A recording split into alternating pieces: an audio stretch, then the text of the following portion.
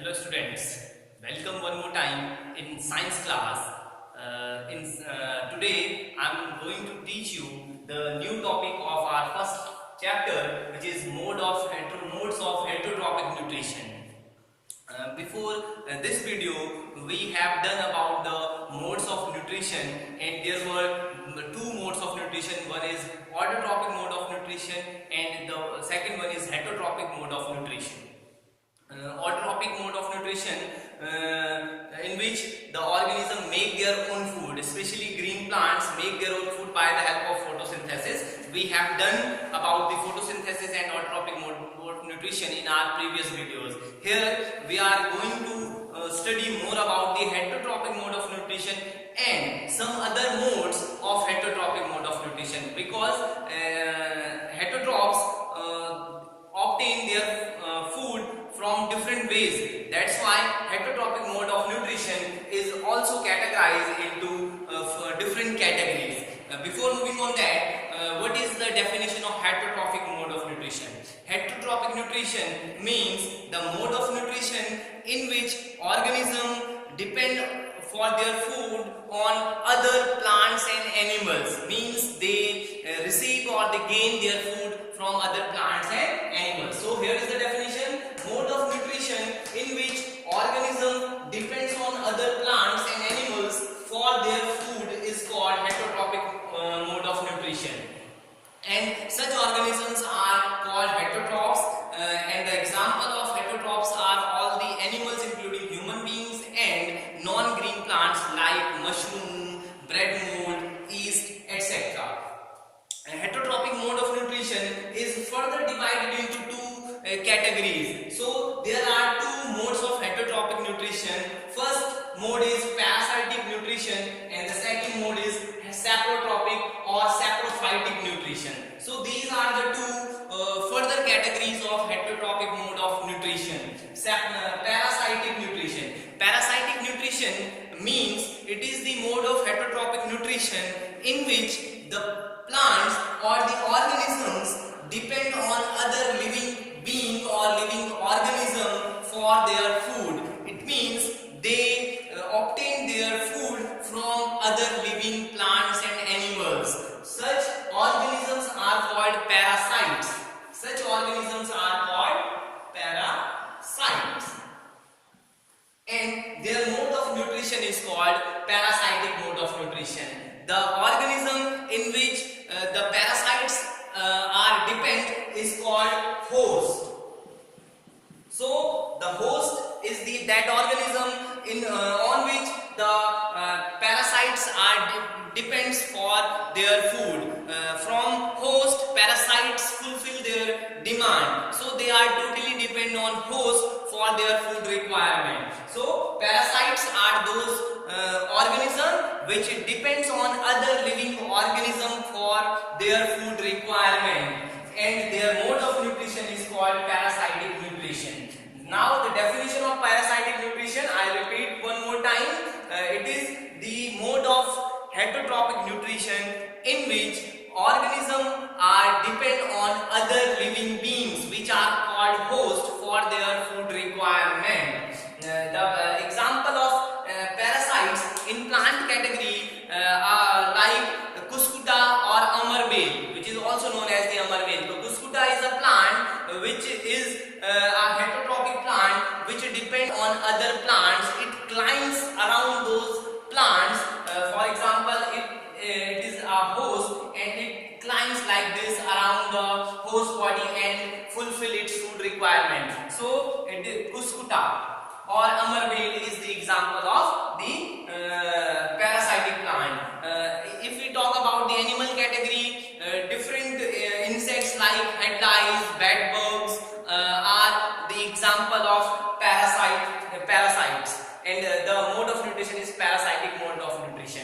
The organism which perform this mode of nutrition are called parasites, and parasite can be endoparasite as well as exoparasite. Endoparasites means which lives inside the body of host, those are called endoparasites, and the organism or the parasites which present or which live onto the outside of the body of host are called exoparasites. So this is the parasitic nutrition. The second mode or category of heterotrophic nutrition is saprotrophic or saprophytic nutrition.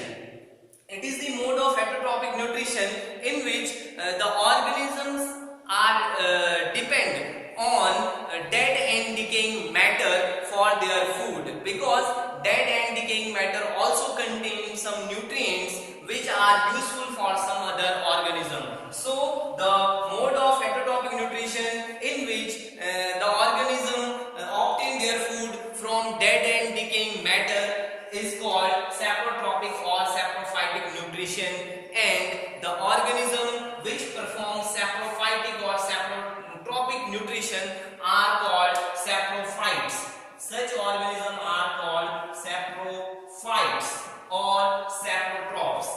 Saprophytes or saprotrophs.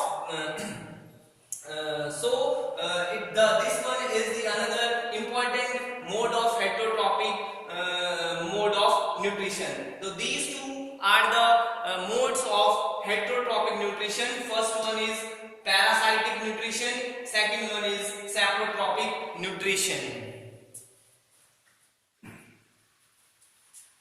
The example of saprophytes are in the category of plants, fungi like mushroom, bread mold are the example of heterotrophs. In the category of animals, bacteria are the important example of saprotrophs or saprophytes. So parasitic nutrition and saprophytic or saprotropic are the two other mode of heterotrophic nutrition. Here there are some different categories of plants are also visible in nature, which we cannot say that those are heterotrophic, but that is different from the autotrophic as well as heterotrophic mode of nutrition. So here we are going to study about some other types of plants. There are two important categories of plants which is visible in nature, and those types or those categories are, first one is insectivorous plants and another one is symbiotic plants. We cannot categorize in exactly them into as autotrophs or saprotrophs because it is a different kind of behavior present in nature. Insectivorous plants are those plants which feed also insects.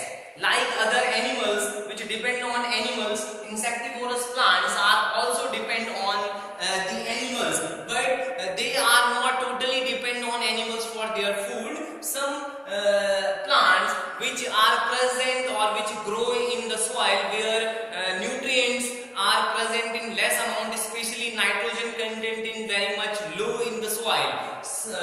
Those plants are autotrophic in nature, but to fulfill their nitrogen requirement, they are depend on animals. They trap the different insects and then complete their nitrogen requirement. Such plants are called insectivorous plants. So insectivorous plants, we can say they are partially heterotrophs or partially autotrophs because they are autotrophic in nature, but to fulfill their nitrogen requirement, they trap or they kill the insects which sit on those plants. They have a specific structure which attract the insect. As the insects sit on those structure, those stuck in that structure, and finally those are killed by the plants through the help of some specific enzyme, and the nitrogen content present in those insects that is used up by those plants. Such plants are called insectivorous plants. So we can say that these plants can be in the categories of partially heterotrophic category. The example of insectivorous plants are pitcher plants, Venus flytrap, and bladderwort, etc. Other than these, some other insectivorous plants are also present in nature. So these three are the example of insectivorous plants. The second category which is visible in nature, that is symbiotic plants. Symbiotic plants are those plants which are present in nature with a symbiotic relationship. Means symbiotic relationship means where both the organisms are benefited by each other, both the organisms fulfill each other's demand. Such relationship is called symbiotic relationship. In nature there are a plant which we can say that it is a different category of plants, but actually these are the two types of plants which fulfill each other's requirement and form a new structure. Such plants are called symbiotic plants. The example of symbiotic plants is lichen. Lichen is the example of symbiotic plant, and it is not a different, it is not a specific, or it is not an elite class of plant. It is the combination of fungi and alga. When a fungi or alga came together, they behave like a unit. That structure is called lichen. Here, both these plants, fungi and algae, both fulfill the requirement of each other. As we know, fungi are the heterotrophs which are not capable to make their own food. On the other hand, alga are in the category of autotrophic plants. So, when these two plants came together, they form a structure which is called lichen, where algae fulfill the food requirement of fungi. On the other hand, fungi gives shelter to the algae. In this way, they come together and form a unit, and this type of relationship or this type of category of plant is called symbiotic plants. So these are the two categories. One is insectivorous plants and the other one is symbiotic plants, which are present also in the nature. The symbiotic relationship we can also observe in nature in animals.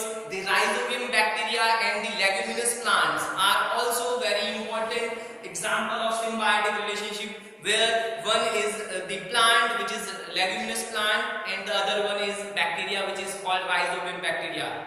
They also form symbiotic relationship where they mutually benefit each other. The rhizobium bacteria helps to supply the nitrogen content to the plants. On the other hand, leguminous plants, the different species of leguminous plants like pea, provide shelter and food to that rhizobium bacteria. So that is the another example of symbiotic relationship. This is the end of this video. I hope you understand this topic very nice way, and if you have any question or any query regarding this topic or regarding my previous topics which I covered in my previous video, you can definitely comment to the video and send your query through the comment on those videos and also in this video. I will come with next topic and with some other topics in front of you. Till then, wait for the next video and make notes on all the topics which we have done till this video. I hope you will make your notes and also solve the question answer of this lesson. Till then, wait and watch